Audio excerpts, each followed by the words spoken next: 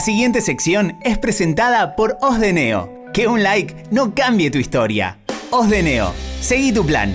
Ahora de 18 a 27 años. La mirada del mundo vuelve a converger sobre Venezuela. Venezuela dramáticamente vuelve a estar en el centro de la atención mundial. Venezuela nuevamente se para y transita por la cornisa de una guerra civil, se pone al borde del abismo de convertirse en un agujero negro. ¿Por qué un país que fue insular en materia de democracia en un tiempo plagado de dictaduras, hoy vive, y desde hace ya varios años, vive la realidad que vive? ¿Por qué ese país que tenía en el siglo XX una democracia insular, rodeada de un océano de dictaduras de la peor calaña, desde hace ya varios años es noticia por estar en manos de un régimen esperpéntico y calamitoso que está produciendo un éxodo de dimensiones bíblicas, ¿no? Y que está generando una tensión permanente que no logra resolverse, no porque no esté claro de qué lado está la mayoría del pueblo venezolano. Yo creo que es claro y contundente con quién está esa mayoría. Lo que pasa es que la salud de un régimen de esas características no depende de en qué vereda está la mayoría, sino de qué tan sólido esté el bloque militar. Es un régimen militar, ¿no? Y depende de eso, de que no se quiebre el bloque militar. El hecho es que, para explicar por qué una democracia que fue insular en una América Latina plagada de dictaduras vive desde hace ya varios años esta situación tan dramática, la respuesta no puede remontarse a un solo momento. La tragedia de los venezolanos no comenzó cuando Nicolás Maduro y Diosdado Cabello quedaron al frente de este régimen esencialmente militar. La tragedia venezolana no comenzó cuando Hugo Chávez llegó al poder en Venezuela, ni siquiera cuando Hugo Chávez se lanzó a la política desde los cuarteles militares.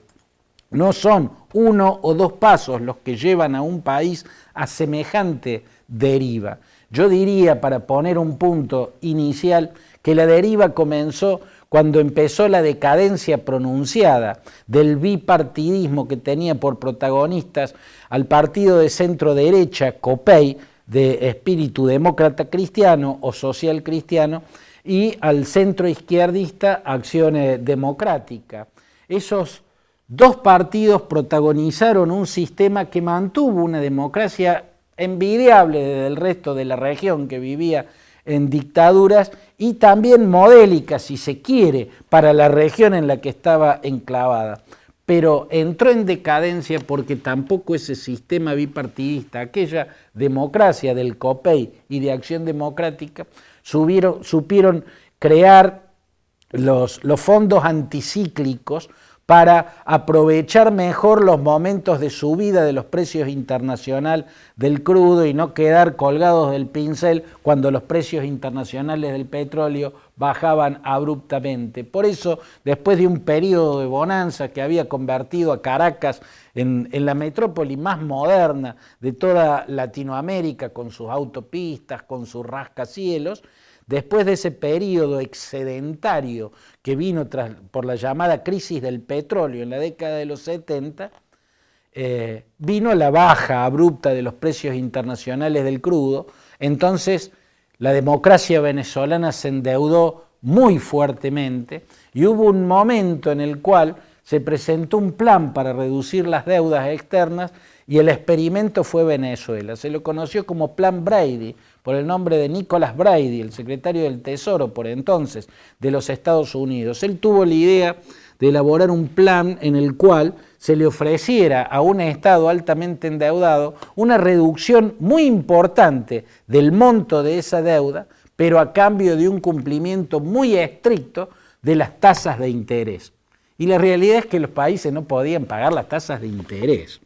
Bueno, Venezuela fue el conejito de Indias. Venezuela firmó el plan Brady el entonces presidente Carlos Andrés Pérez de Acción Democrática firmó el Plan Brady y tuvo que realizar un ajuste tremendo, un ajuste desmesurado, un ajuste inviable, ¿no? Por eso las masas salieron a las calles y protagonizaron lo que se conoce en la historia como el Caracazo, que fue reprimido brutalmente por el ejército de Venezuela.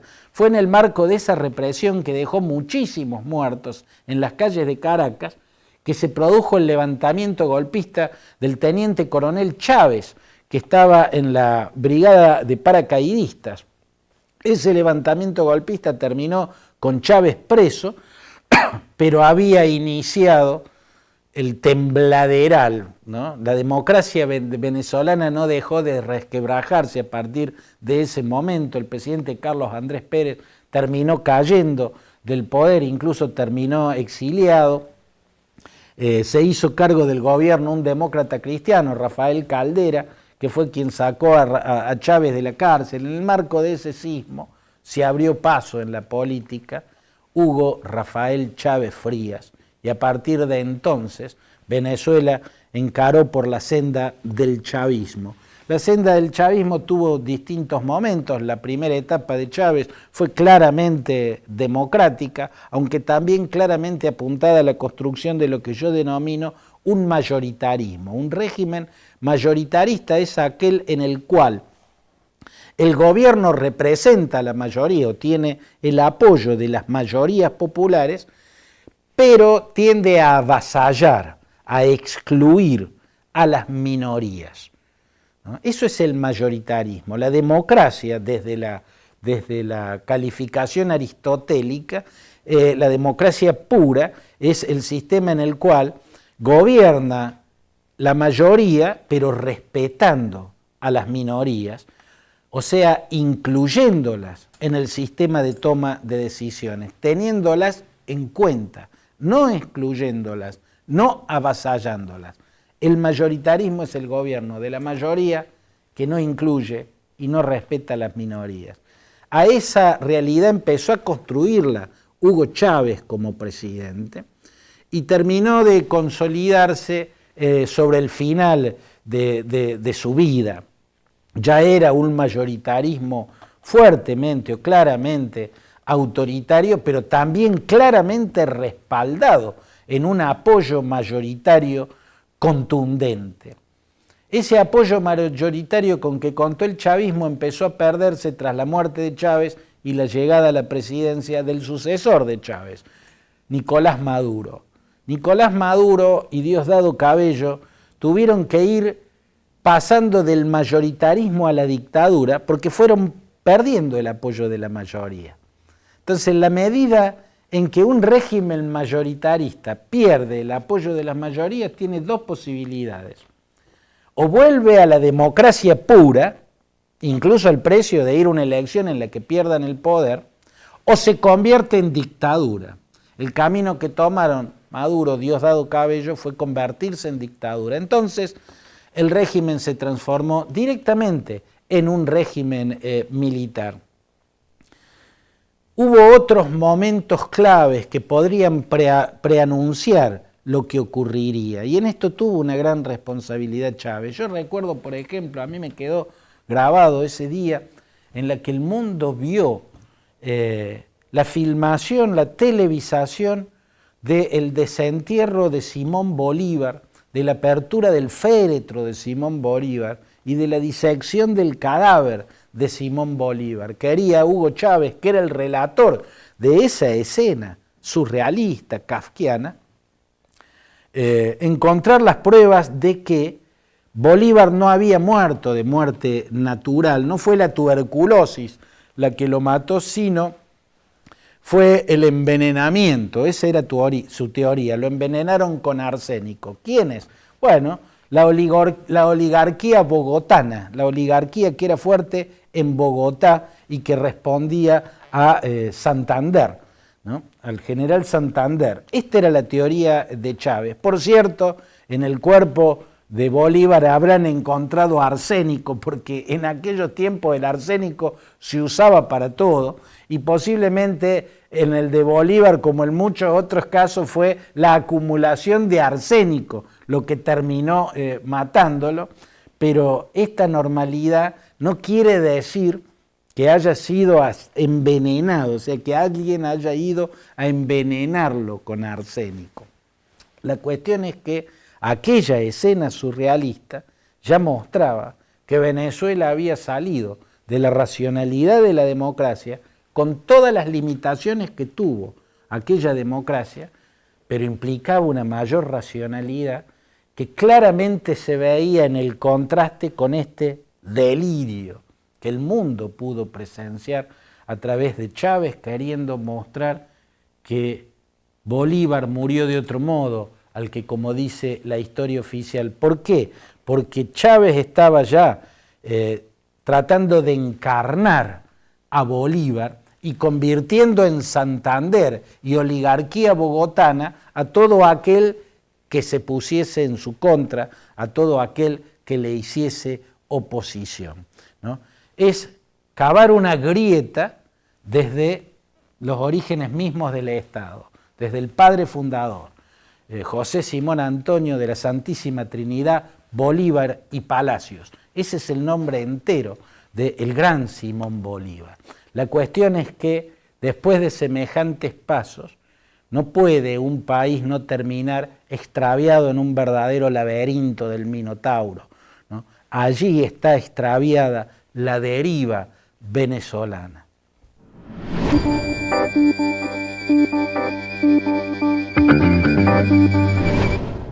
Y en Argentina también concluye una jornada que tiene que ver con sus laberintos y derivas, no tan trágicos como los laberintos y las derivas de Venezuela, pero oscuros también, como todo laberinto y como toda deriva. La cuestión es que sobre la jornada de hoy la pregunta es, ¿por qué, habiendo tantas razones para que una protesta para el gobierno a través de un paro general sea acatada totalmente, absolutamente, de forma masiva, ¿por qué el alcance que logra su aplicación es relativo?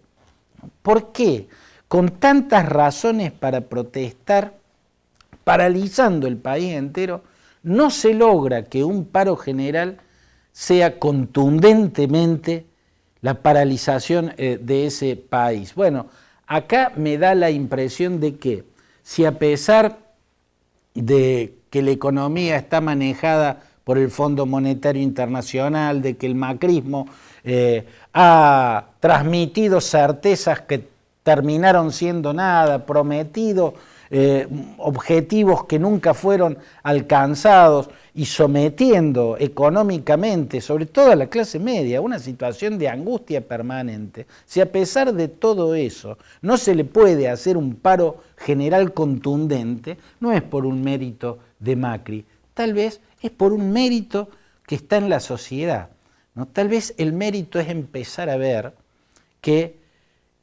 si Macri es un mal gobierno, y hay muchísimas razones para sostenerlo, eso no lo hace mejor a Moyano. Todos los errores de un gobierno plagado de errores no hacen de mayor calidad a una clase dirigente sindical obtusa, espantosa. No van a ser mejor por todas las fealdades de Macri. Pero no es fácil tener en claro eso. Me da la impresión de que, habiendo tantas razones para que una huelga general paralice el país, si ese objetivo no se logra contra Macri, es porque la sociedad empieza a pensar en los términos que planteó el filósofo italiano Norberto Bobbio cuando habló del tercero incluyente. O sea, cuando una sociedad está atrapada entre dos polos negativos, no tiene que aceptar resignarse a apoyar a uno o al otro. Tiene que buscar eso que Norberto Bobbio llamó el tercero incluyente. O sea, ante un fracaso del presente y un oscuro pasado, La alternativa no está ni repitiendo el presente ni volviendo al pasado, sino tratando de avanzar hacia el futuro. ¿Será eso lo que nos quisieron decir las calles de hoy al no tener una paralización total de la economía argentina?